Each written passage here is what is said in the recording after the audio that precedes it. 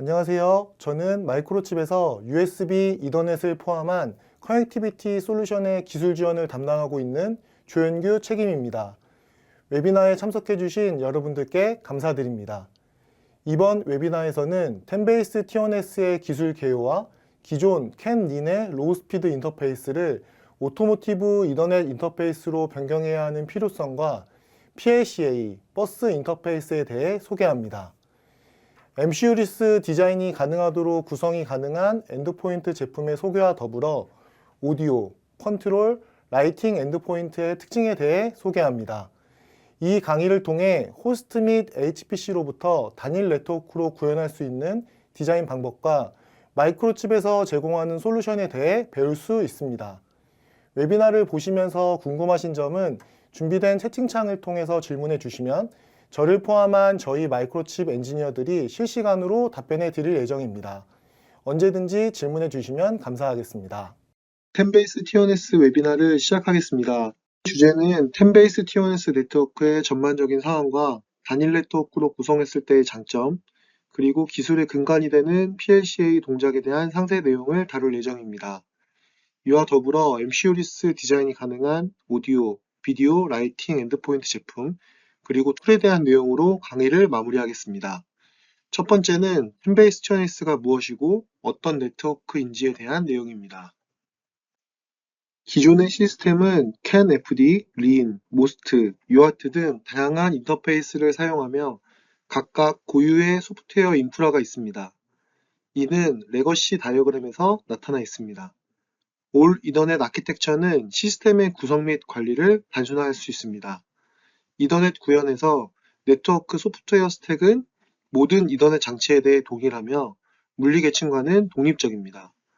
이종 네트워크로 구성되지 않기에 게이트웨이가 필요하지 않습니다. 또한 10메가, 100메가, 기가, 10G 플러스까지 다양한 속도로 실행되는 다른 물리계층에 연결할 수 있으며 대량의 데이터를 전송하기 위해 대역폭을 확장하는 것이 수월합니다. 정기적, 광학적, 무선 등 다양한 물리계층이 존재할 수 있고 또한 개발자, 소프트웨어 및 하드웨어 공급자의 큰 생태계가 이미 마련되어 있습니다. 이더넷 IP는 안전 및 보안 모듈과 이미 표준이 확립되어 있습니다. 예를 들어 인증, 암호화 및 보안 업데이트는 오늘날의 네트워킹 요구사항에서 점점 더 중요한 요소로 자리잡고 있죠. 소프트웨어와 펌웨어는 원격 장치에서 안전하게 업데이트될 수 있습니다. 최근 중요성이 대두되고 있는 기능 안정성, 펑셔널 세이프티는 시스템은 안전하게 실패하고 예측 가능한 방식으로 작동해야 합니다. 이는 많은 자동차 응용 분야에서 요구되며 다양한 분야에 적용될 수 있습니다. 마이크로칩의 많은 제품은 기능 안정성 준비가 되어 있어 시스템 설계자가 완벽한 시스템을 구축할 수 있도록 도울 수 있으니 참고하실 수 있습니다. 올 이더넷 아키텍처에서는 타임 센서티브 네트워킹 (TSN) 응용 프로그램이 지원됩니다. 어플리케이션이 모든 노드에서 GPTP를 통해 단일 클럭을 공유하여 여러 노드를 공유화시킬 수 있습니다. 서비스 오리엔티드 아키텍처는 네트워크 연결과 독립적으로 어플리케이션을 사용할 수 있게 하며 서비스를 제공하는 소프트웨어는 ECU 간에 이동할 수 있습니다. 이더넷 IP는 애플리케이션을 클라우드 기반 서비스에 간단하게 통합할 수 있는 지원을 제공합니다. 넷 아키텍처에서는 동일한 소프트웨어 스택과 통신 메커니즘이 모든 곳에서 사용됩니다. 각 세그먼트의 특정 속도 등급에 따라 물리계층과 케이블만 변경되면 됩니다. 예를 들어 백본용 기가베이스 T1, 진단 및 소프트웨어 다운로드용 100베이스 TX, 차체 및 파워트레인 통신용 10베이스 T1S가 있습니다. 대역폭 요구사항이 낮은 네트워크 영역은 10베이스 T1S로 통신할 수 있습니다. 올 이더넷 아키텍처는 게이트웨이의 사용이 필요 없으며 차량 네트워크 아키텍처를 기능 도메인에서 존 아키텍처로 변경하는 데 도움을 줍니다. 최근에는 많은 오토쇼와 포럼에서 이 장표와 같은 형태의 아키텍처를 보여주고 있습니다. 고성능의 센트럴 컴퓨터 플랫폼 HPC로부터 4개에서 6개의 조널 컨트롤러가 위치하며 각각의 조널에서는 많은 수의 센서와 액추에이터가 위치하게 됩니다. 기존의 캔FD와 린을 위해 엔드노드 앞단에 위치하던 게이트웨이가 더 이상 필요 없게 되며 엔드-투-엔드까지 모두 이더넷 단일 네트워크로 구성할 수 있는 장점이 있습니다. 10베이스 TNS는 이더넷 장치를 싱글 페어 이더넷, SPE 버스 라인을 사용하여 연결하는 기술입니다. 10베이스 TNS는 라운드 로빈 방식으로 10메가를 쉐어하는 구조이며 최대 10메가 bps의 대역폭을 지원합니다. 버스 라인에서는 반이중 데이터 통신 방식을 사용하며 환경과 케이블링에 따라 최대 8개의 노드를 멀티드롭 버스를 통해 연결할 수 있으며 버스 주선의 길이는 몇 센치에서 최대 25m까지 가능합니다. 포인트 투 포인트 연결에서는 하프 G플렉스, 풀 G플렉스 모드로 최대 15m 길이를 지원합니다. 이 기술은 충돌 없는 버스 라인 연결을 목표로 하는 IEEE 802.3CG 표준으로 개발 중이며 저전력 물리계층 트랜시버를 목표로 개발되고 있습니다. 10베이스 TNS는 AEC 큐백 온도 그레이드 1 및 TSN, 그리고 펑셔널 세이프티 요구사항도 준수합니다. 기존의 레거시 네트워크 및 이더넷 연결과 10베이스 TNS 연결의 차이에 대해서 알아보겠습니다. 멀티드랍 구성을 통한 단순한 구성, 간소화된 소프트웨어 등으로 비용 절감이 가능합니다. 이더넷을 사용하게 되면 과거에 사용되던 다양한 하드웨어와 소프트웨어를 변환하는 복잡한 게이트웨이가 필요하지 않습니다. 이더넷 스위치는 이미 각 포트에 맞는 데이터 속도를 전송하는 방법을 알고 있고 공통 프레임 구조 덕분에 데이터가 이동할 때 프로토콜을 수정할 필요가 없습니다. 또한 기존 이더넷 대비 포인트 투 포인트 연결이 아닌 멀티드랍을 지원하므로 파이의 개수, 케이블의 개수 등을 줄일 수 있습니다. 지금까지 10베이스 TNS의 일반적인 소개를 하였습니다. 정리해보면 10베이스 TNS로 인해 올 이더넷, 올 IP 베이스드의 구성으로 구성이 가능하게 되었으며 더 이상 프로토콜 변환을 위한 게이트웨이가 필요 없어졌습니다. 이미 수십 년간 검증된 이더넷 소프트웨어 스택을 그대로 사용할 수 있으며 고속의 연결이 필요한 경우에도 100메가, 기가, 2.5G, 10G 등 다양한 속도의 이더넷 구성을 할 수 있습니다. 10베이스 TNS는 값싼 UTP 케이블을 사용하며 통신 방식은 충돌 방지의 근간이 되는 PLCA, 피지컬 레이어 콜리전 어보이던스 프로토콜을 준수합니다. 이제 10베이스 TNS에서 가장 중요한 부분인 PLCA에 대해서 알아보겠습니다. 중요한 새로운 기능인 PLCA, 피지컬 레이어 콜리전 어보이던스의 기본 개념에 대해 설명하겠습니다. 기본 개념 이후 PLCA 메커니즘이 노드 내에서 어떻게 작동하는지, 그리고 PLCA 명령어가 네트워크 층에서 어떻게 구성되고 내려지는지에 대해 설명합니다. 이더넷의 역사를 돌아보면 버스 토폴로지를 사용하는 여러 네트워크가 있었습니다. 10베이스2는 각 스테이션이 BNC T 커넥터를 사용해 50옴 동축 케이블로 된 버스 라인에 연결되며 버스의 양 끝에는 저항이 연결되어야 합니다. 10베이스-T는 중앙 허브를 사용하여 버스 라인을 통합하고 캣3 UTP 케이블과 RJ45 플러그를 통해 각 스테이션을 연결합니다. 이들 네트워크는 공유되는 버스 라인에 접근하기 위해 기존의 CSMA CD 방식을 사용합니다. 이 방식은 간단하지만 충돌이 발생될 수 있으며 이는 전체 버스의 통신이 원활치 않고 대역폭이 줄어들 수 있습니다. 또한 두 송신 프로세스 간의 레이턴시를 예측하기 어렵다는 단점도 있습니다. 이에 따라 버스 토폴로지에 더 적합한 통신 방식이 필요로 하게 됩니다.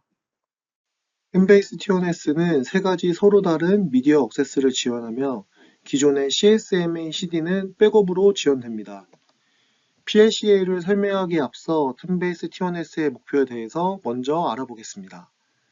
우선 충돌을 방지하여 10Mbps의 전체 대역폭을 최대한 활용하고 네트워크 지연 시간을 계산할 수 있어 품질 높은 서비스를 제공하는 것이 목표라고 볼 수 있습니다. 10베이스 TNS는 두 가지 새로운 미디어 억세스 방식을 지원합니다. 첫째, PLCA 방식입니다. PLCA는 라운드 로빈 방식으로 조직화하여 네트워크 상에서 물리적 충돌을 방지하고 네트워크 지연 시간을 계산할 수 있게 합니다. 두 번째 방식은 어플리케이션 컨트롤드 미디어 억세스, 즉 ACMA 방식입니다. 이 방식에서는 네트워크 컨트롤러의 특정 핀이 애플리케이션에 의해 활성화될 때만 노드가 데이터를 전송할 수 있습니다. 네트워크 내 모든 어플리케이션이 시간 동기화되면 TDMA와 같은 사용자 정의된 예약 접근 방식으로 미디어 접근이 가능합니다. PLCA는 어떻게 구성되고 동작될까요? 핵심은 미디어 억세스를 구성하여 물리적 충돌을 방지하는 것입니다. IEEE 802.3 CG 표준은 물리계층 충돌 방지 PLCA를 지원합니다. PLCA의 기본 중 하나는 각 노드가 고유한 노드 아이디를 가진다는 점입니다. 다만 네트워크에서 아이디의 순서는 중요하지 않습니다. 전송 기회는 각 노드의 라운드 로빈 방식으로 제공되며 각 노드는 데이터 전송할 때 자신의 전송 기회를 기다립니다. 이 규칙으로 버스 라인에서의 양방향 충돌을 방지하게 됩니다. 새로운 PLCA 버스 사이클은 노드 제로인 PLCA 코디네이터 장치에서 비콘 신호를 보내면서 즉시 시작됩니다. PLCA 팔로워라고 불리는 다른 모든 디바이스들은 이 비컨에 맞춰 내부 타이밍을 동기화하여 자신의 전송 기회가 언제 시작되는지 알 수 있습니다. 각 전송 기회 뒤에는 짧은 사일런스가 이어지며 이는 모든 노드가 다음 전송 기회의 시작을 확인했는지 체크하기 위함입니다. 모든 전송 기회가 지나면 이를 PLCA 버스 사이클이라고 하며 새로운 PLCA 버스 사이클이 바로 시작되게 됩니다. 첫 번째 예제로 PLCA 버스 사이클이 아이들 상태일 때, 즉 버스에 트래픽이 없을 때를 살펴보겠습니다. PLCA 코디네이터가 비콘을 보내 새로운 PLCA 버스 사이클을 시작한 후 여러 개의 사용되지 않는 전송 기회가 있으며 각 TO는 32비트의 사일런스로 구성되어 있습니다. 이는 버스의 물리적 신호가 없음을 의미하게 됩니다. 이 사일런스의 지속 시간을 TO 타이머라고 부릅니다. 다음 TO는 TO 타이머가 경과한 후 자동으로 시작됩니다. 이는 각 노드가 스스로 TO 타이머 동안 대기하여 내부적으로 다음 TO의 시작과 자신의 TO가 언제 올지를 결정하기 때문입니다. 따라서 TO 타이머는 버스의 모든 노드에서 동일하게 구성되어야 합니다. 이 예에서는 네트워크가 6개의 장치, 노드 카운트 6으로 구성되어 있습니다. 이에 대한 노드 카운트 설정은 PLCA 코디네이터에서 구성해야 하며 모든 전송 기회가 지나면 코디네이터는 또 다른 비컨을 전송합니다.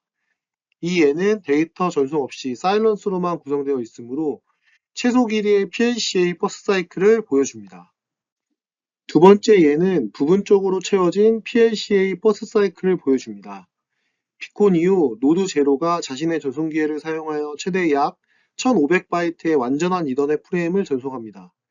TO0 다음에는 사용되지 않거나 양보된 3개의 TO가 있으며 이는 노드 1, 2, 3이 그 순간에 아무것도 전송하지 않기 때문입니다. 그러나 노드 4가 다시 완전한 이더넷 프레임을 전송하고 그 뒤에는 짧은 사일런스가 이어져 다음 전송 기회의 시작을 알리며 이는 노드 5가 사용합니다. 각 TO는 해당 노드에서 잠재적으로 사용될 수 있고 이더넷 프레임의 크기가 가변적이기 때문에 PLCA 버스 사이클의 길이도 가변적입니다. 각 노드는 비콘 이후 32비트 사일런스 슬롯과 데이터 슬롯의 수를 계산하여 자신의 TO가 언제 시작되는지 파악할 수 있습니다. 여기에서 우리는 임의의 PLCA 버스 사이클과 좌에서 우로 진행되는 타임라인을 볼 수 있습니다. 전송 기회는 라운드 로빈 방식으로 제공되고 각 노드는 자신의 전송 기회를 사용할 수 있고 또는 양보하여 전송 기회를 포기할 수 있습니다. 전송 기회를 소유한 파이만이 데이터를 전송할 수 있으며 이는 현재 TO 번호가 해당 노드의 노드 아이디와 동일할 때 발생합니다. 노드 아이디는 0에서 254까지의 값을 가질 수 있으며 각 노드에 고유하게 구성되어야 합니다. 모든 설정된 TO가 지나면 새로운 전송 사이클이 시작되고 PLCA 코디네이터는 다음 비컨을 전송합니다. 이때 각 PLCA 버스 사이클의 길이는 다를 수 있습니다. 노드 카운트는 1에서 255까지의 값을 가질 수 있으며 이는 설정된 노드의 수를 나타내고 PLCA 코디네이터인 노드 제로에서 설정되어야 합니다. 그렇다면 노드는 어떻게 자신의 전송 기회를 인식할 수 있을까요? 노드는 언제 데이터를 전송할 수 있는지 어떻게 알 수 있을까요? 이 절차는 버스에 있는 모든 노드에서 동일한 방식으로 처리됩니다.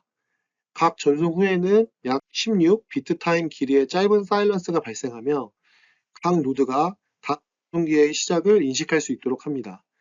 새로운 TO는 TO 타이머의 기간 동안 유지되는 완전한 사일런스 슬롯, 즉 양보된 TO일 수도 있고 또는 데이터 전송으로 티어 타이머 내에서 시작되어 그 끝에 짧은 정적이 이어질 수도 있습니다. 각 노드는 자신의 TO를 기다릴 때 비컨 이후부터의 TO 수를 계산합니다. 이는 완전한 정적 후에 현재 ID 카운터를 증가시키거나 이전 노드가 전송을 중단한 후 짧은 사일런스 구간이 있을 때 발생합니다. TO 타이머는 사용되지 않은 TO의 길이를 나타내며 각 노드에서 동일하게 구성되어야 합니다. 이때 TO 타이머의 기본 값은 32비트 타임입니다. 노드 아이디와 노드 카운트 설정이 네트워크에 어떻게 영향을 미칠 수 있는지 살펴보겠습니다.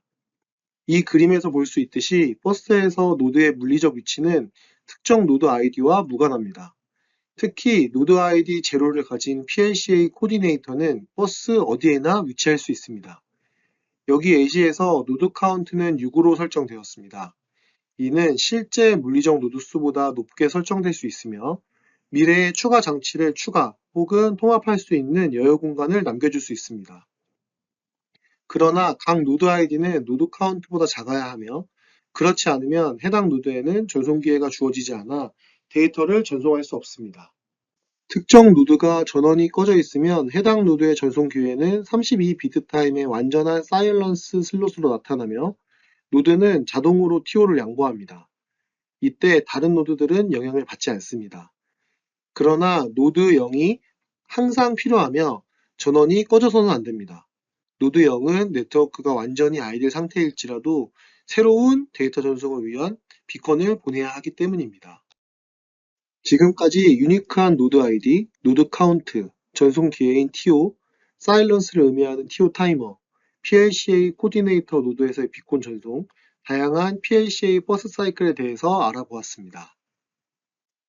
이 섹션에서는 파이칩 내부에서 PLCA가 어떻게 작동하는지, 즉 PLCA 서브 레이어가 맥 레이어로부터 MII 신호를 어떻게 처리하는지 살펴보겠습니다. PLCA의 세부 사항을 살펴보기 전에 PLCA와 마이크로칩 파이인 램867X의 기능이 IEEE 이더넷 모델에서 어떻게 표현되는지 살펴보겠습니다. 여기서는 주로 OSI 모델의 7계층 중 물리 계층을 집중해서 보시면 됩니다. 하위 계층부터 위로 올라가면서 먼저 MDI, 미디엄 디펜던트 인터페이스가 있으며 그 다음은 램867X가 다루지 않는 오토 네고시에이션 서브 레이어가 있습니다. 햄베이스 TONS 표준에 설명된 차동 맨체스터 인코딩, 4빗, 5빗 코딩, 그리고 스크램블러 기능은 피지컬 미디엄 어태치먼트와 피지컬 코딩 서브 레이어의 일부입니다. MII, 미디어 인디펜던트 인터페이스는 맥 서브 레이어를 통해 상위 계층과 연결됩니다. PLCA 서브 레이어는 MII 서브 레이어 내부에 투명하게 삽입되며 이를 상부와 하부 부분으로 나누게 됩니다. PLCA가 활성화되면 맥을 통해 상부 MII로 들어오는 신호는 PLCA에 의해 사양에 따라 수정될 수 있습니다. 마찬가지로 하부 MII를 통해 들어오는 신호도 PLCA에 의해 수정된 후 맥에 전달됩니다. 다만 PLCA는 다른 계층에는 완전히 투명하므로 외부 컨트롤러의 맥 계층은 PLCA에 대해 전혀 알 수 없습니다. PLCA 기능은 소규모 멀티드롭 네트워크에서 기존 CSMA CD 방식보다 처리량과 대기 시간 면에서 성능을 향상시킬 수 있습니다. 이는 노드 수가 제한되고 네트워크 활용도가 높은 경우에 특히 효과적입니다. PLCA는 하프 듀플렉스 모드에서만 정의되며 작동 원리는 멀티드롭 네트워크의 각 파이에 고유하게 할당된 노드 아이디에 기반하여 순서대로 하나의 전송 기회, 즉 일정한 시간 슬롯이 부여된다는 점입니다. 어느 시점에서든 전송 기회를 소유한 파이만 매체에서 데이터를 전송할 수 있으므로 물리적 충돌을 방지할 수 있습니다. 전송 기회는 노드 아이디가 제로인 파이가 매체에 비컨 신호를 보내 새로운 사이클의 시작을 알릴 때마다 라운드 로빈 방식으로 생성됩니다. 이는 각 파이가 정확히 하나의 전송 기회를 부여받은 후에만 발생하므로 매체 접근의 공정성을 보장합니다. PLCA는 맥이 전송 기회를 기다리도록 지연시키는 CSMA CD 기능을 기반으로 하며 CSMA CD 위에서 작동하도록 설계되었습니다. 또한 PLCA는 관리 인터페이스를 통해 동적으로 활성화 또는 비활성화할 수 있습니다. 파이와 맥 사이의 MII 인터페이스는 변경되지 않지만 설명된 통신체계를 설정하기 위해 조정 서브 레이어인 RS는 MII 신호 값을 맥과 파이 모두에게 영향을 미칩니다. 파이 RS에서 MII에 대한 인코딩은 변경되지 않지만 PCS의 MII에서의 비컨과 커밋을 전송하기 위한 TXT, TX-enable, TX-ER의 두 가지 추가 인코딩이 이와 같이 정의되어 있습니다. 이 슬라이드에서는 PLC의 RS 아래의 두 계층인 피지컬 코딩 서브 레이어와 피지컬 미디엄 어태치먼트에 대해 간략히 알아보겠습니다. 전송 방향에 적용되는 과정은 다음과 같습니다. MII에서 나오는 데이터 비트는 17비트 시프트 레지스터를 사용하는 셀프 동기화 스크램블러에 의해 스크램블링 됩니다. 그 후 4비트, 5비트 인코딩이 수행됩니다. 이는 0000에서 1111까지의 일반 데이터뿐만 아니라 비컨, 커밋 등 추가적인 심볼을 나타내기 위해 필요하며 EMC를 개선하는 데도 도움이 됩니다. 마지막 단계로 비트 스트림은 차동 맨체스터 인코딩을 사용해 라인 인코딩이 이루어집니다. 이 방식은 균형 잡힌 DC 라인, 셀프 클럭 신호 및 클럭 복구 등의 이점을 제공할 수 있습니다. 파이는 자신의 TO 전송 기회가 올 때까지 TX 패킷과 버퍼를 미루게 됩니다. 이는 PLCA 서브레이어의 PLCA TX 버퍼 블럭에서 이루어집니다.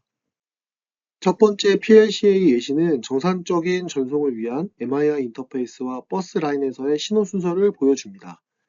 그래픽 상단에는 버스 라인에서의 신호가 표시되고 하단에는 노드 1의 MII 인터페이스에 4가지 신호가 있습니다. TX Enable 신호는 맥 계층이 전송을 시작하려 할 때 하이로 올라오며 TXT 핀을 통해 데이터가 전송됩니다. 캐리어 센스와 충돌 신호는 파이에서 맥 계층으로 반대 방향으로 이동합니다. 캐리어 센스 신호는 파이가 버스 라인에서 신호를 감지할 때 하이가 되며 이는 다른 노드에서 발생된 신호이거나 해당 노드의 신호일 수 있습니다. 타임레인의 시작에서 TX Enable이 높아지고 동시에 맥에서 파이로 TXT 핀을 통해 데이터가 전달됩니다.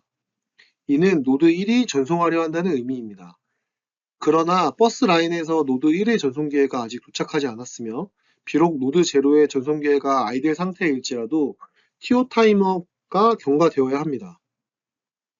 따라서 PLCA의 결과로 파이 1은 전송을 연기하고 데이터를 짧은 시간 동안 버퍼링합니다. TX Enable이 높아지더라도 바로 전송하는 대신 파이는 자신의 전송 기회가 도착할 때까지 기다려 버스에서의 잠재적 충돌을 방지합니다. 파이 1이 실제로 전송을 시작할 때 맥 계층으로 캐리어 감지 신호도 높게 전송됩니다. 나중에 버스 라인에서 전송이 완료되면 캐리어 감지 신호도 다시 낮아집니다. 다음 PLC의 예시는 추가적인 노드, 여기서는 노드 1이 데이터를 전송하는 동안 노드 3이 전송을 시작하려고 할 때 발생하는 상황을 보여줍니다.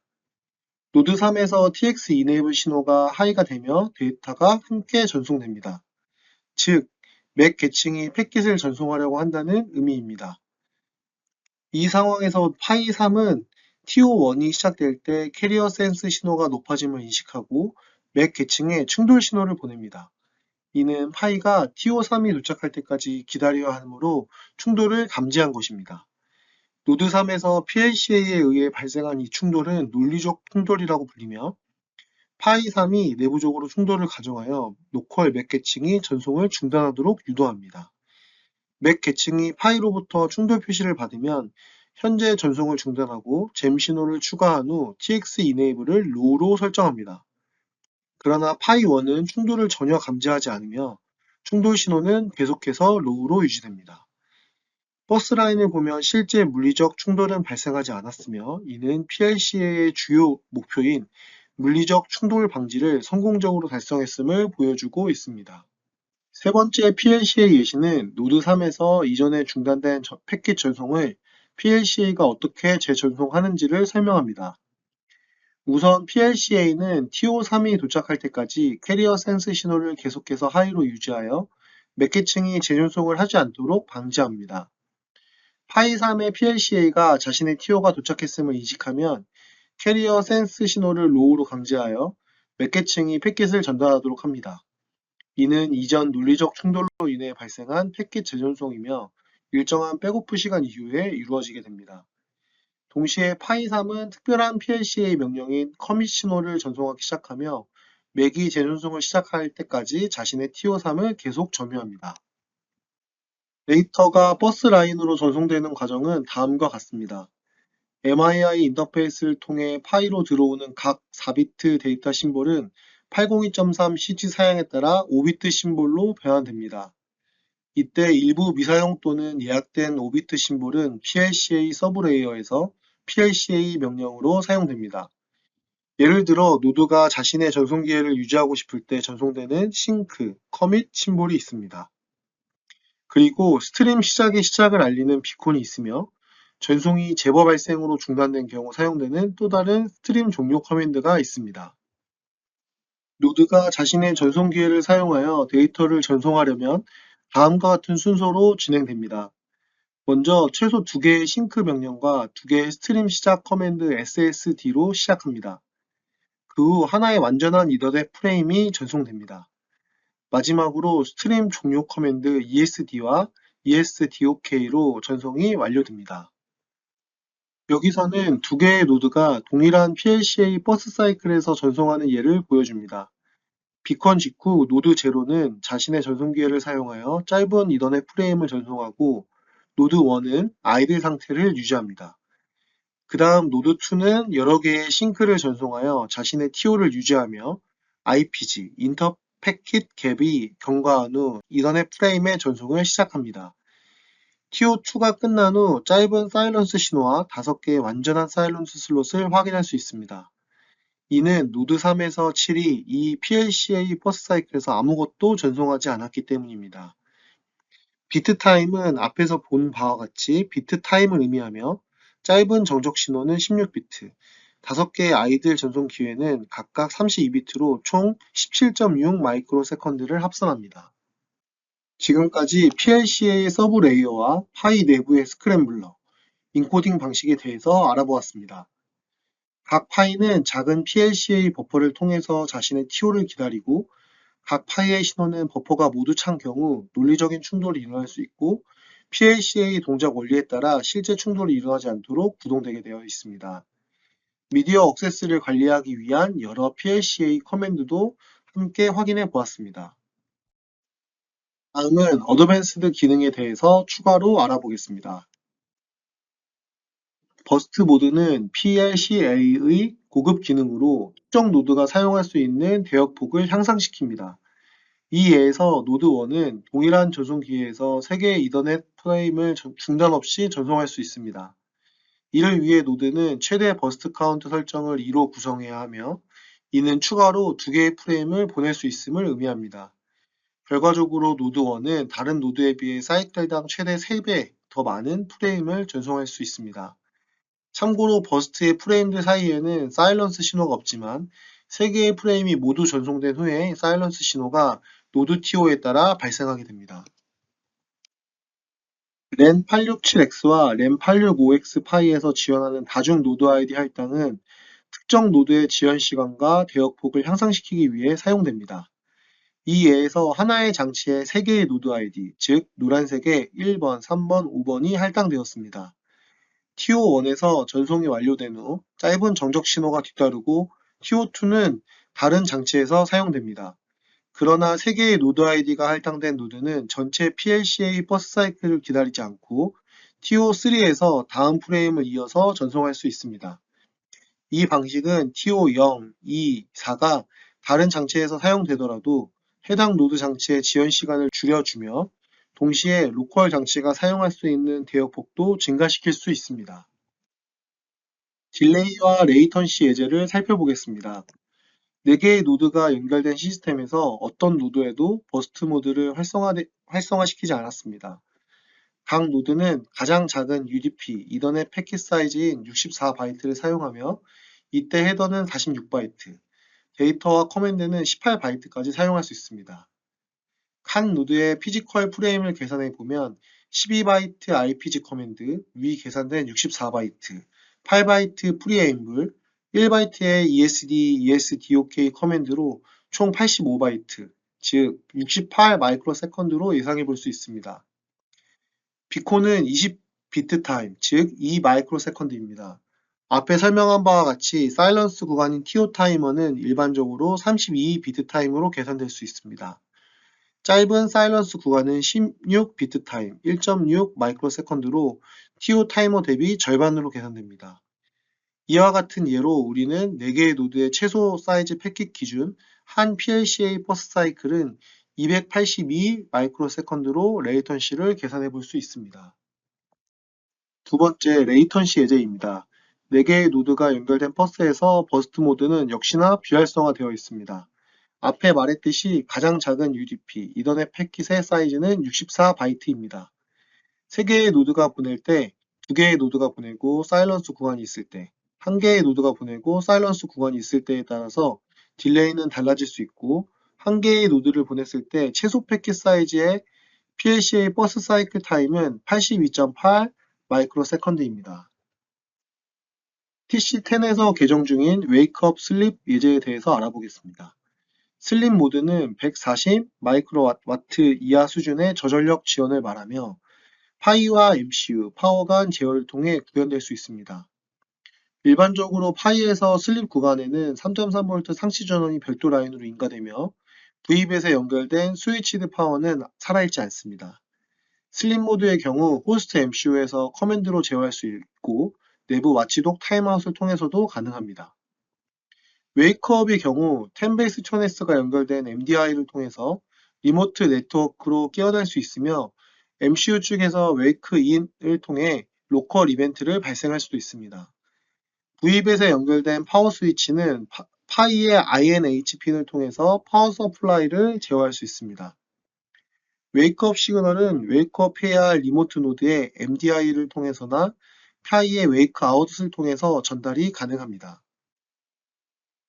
램 867X와 램 865X 파이, 맥파이는 하드웨어 크레딧 기반 트래픽 쉐이퍼인 CBS를 구현하여 전송 대역폭을 제어합니다. 하드웨어 크레딧 카운터는 매체로 패킷을 전송할 수 있는 능력을 활성화하거나 비활성화하는 데 사용됩니다. 파이는 전송 중에 크레딧 카운터를 감소시키고 데이터 수신 중인 거나 매체가 아이들 상태일 때 크레딧을 증가시킵니다. 크레딧 카운터가 정지 임계값 아래로 내려가면 파이는 전송할 충분한 크레딧이 없게 됩니다.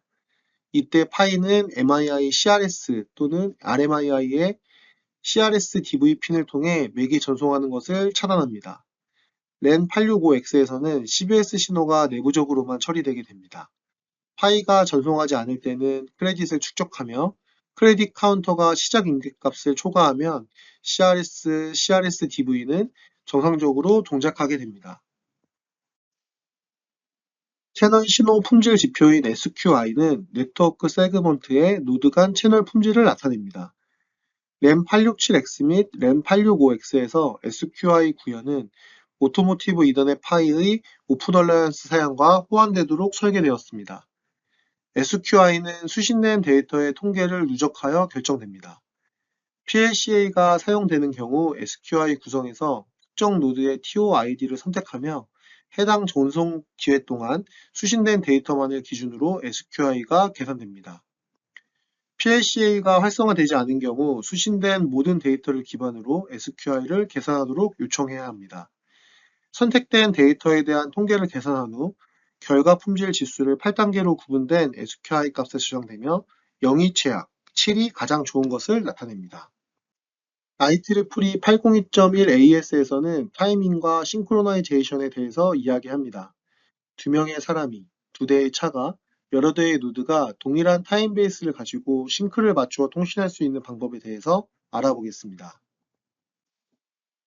노드 간의 타임 싱크를 맞추기 위한 프리시전 타임 프로토콜 (PTP), 오토모티브에서는 GPTP를 지원합니다. 네트워크 피지컬 레이어로부터 독립적으로 구동되며 스위치를 통해서도 동작될 수 있습니다. 여러 센서 데이터 간의 싱크를 맞추거나 높은 퀄리티의 인포테인먼트 시스템, 로봇이나 머신에서의 제어 등 여러 어플리케이션에 PTP는 사용될 수 있습니다. 오토모티브에서는 802.1AS에서 GPTP를 지원합니다. TTP 프로토콜에서 클락의 싱크를 맞추는 과정에 대해서 간략하게 알아보겠습니다. 클럭의 소스와 팔로워는 독립적인 타임 도메인을 가지고 있는 상태에서 클럭의 소스는 주기적으로 자신의 타임 정보를 포함한 싱크 메시지를 주기적으로 브로드캐스트합니다. 클럭 팔로워는 특정 로컬 타임 TF의 싱크를 받으면 클럭 소스와 자신 TF 간의 오프셋을 계산할 수 있습니다. 이때 계산은 타임스탬핑 등을 이용하여 TS는 TF 빼기 T 오프셋을 사용할 수 있습니다. 클럭 소스는 시간차를 계산할 수 있으며 추가적으로 팔로우업 메시지를 보냅니다. 이 두 가지 스텝이 GPTP에서 요구됩니다. 마지막은 ACMA, Application Controlled Media Access입니다. ACMA는 PLCA, CSMA, CD의 대안으로 사용될 수 있고 고객이 원하는 스케줄에 맞게 커스텀하여 액세스하는 데 초점을 두고 ACMA에서는 노드는 앱에서 ACMA 시그널이 파이에 인가되는 시점에만 데이터를 보낼 수 있으며 이때 모든 노드 간의 싱크는 맞아야 합니다.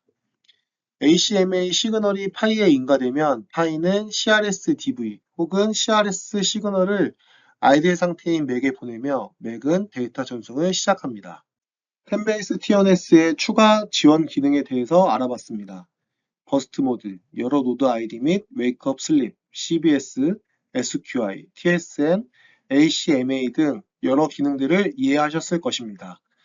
향후에는 이뿐 아니라 네트워크 디스커버리, 리모트 컨트롤, 레이어 2의 맥색 등이 오픈 얼라이언스에서 추가로 검토될 예정입니다. 다음은 BIN, 버스 인터페이스 네트워크입니다. 템베이스 TNS 문서에서는 네트워크를 버스 라인 또는 믹싱 세그먼트라고도 합니다. 이 버스 라인은 최대 25m 길이를 가질 수 있으며 최대 8개의 노드를 연결할 수 있습니다. 버스 라인의 물리적으로 끝에 위치한 두 노드는 엔드 노드라고 하며 그 사이에 있는 모든 노드는 드랍 노드라고 부릅니다. 버스 라인의 끝에서 신호 리플렉션을 최소화하기 위해 100옴의 종단 저항이 필요합니다. 이 저항은 터미네이션 디바이스로 구현되거나 종단 노드의 PCB에 통합될 수 있습니다. 버스 라인과 노드의 연결은 노드 PCB에서 10cm 이하의 스톱 라인을 통해 실현될 수 있습니다. 램867X 또는 램865X의 네트워크 인터페이스 핀과 스톱 사이의 회로는 버스 인터페이스 네트워크 BIN 또는 아날로그 프론트 엔트로 불리며 이를 노드의 MDI로의 전환으로 볼 수 있습니다. 이 페이지는 램867X 및 램865X의 네트워크 핀을 노드의 스톱 및 MDI 커넥터에 연결하는 버스 인터페이스 네트워크에서 필요로 하는 소자를 설명합니다. 커먼 모드 초크 CMC는 BIN의 필수 사항은 아니지만 파이에 향상된 커먼 모드 필터링 및 보호를 위해 권장됩니다.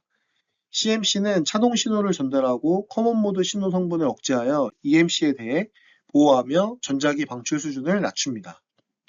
AC 커플링 캐패시터 C1 및 C2는 MDI 커넥터와 파이 간 모든 노드에 설치되어야 합니다.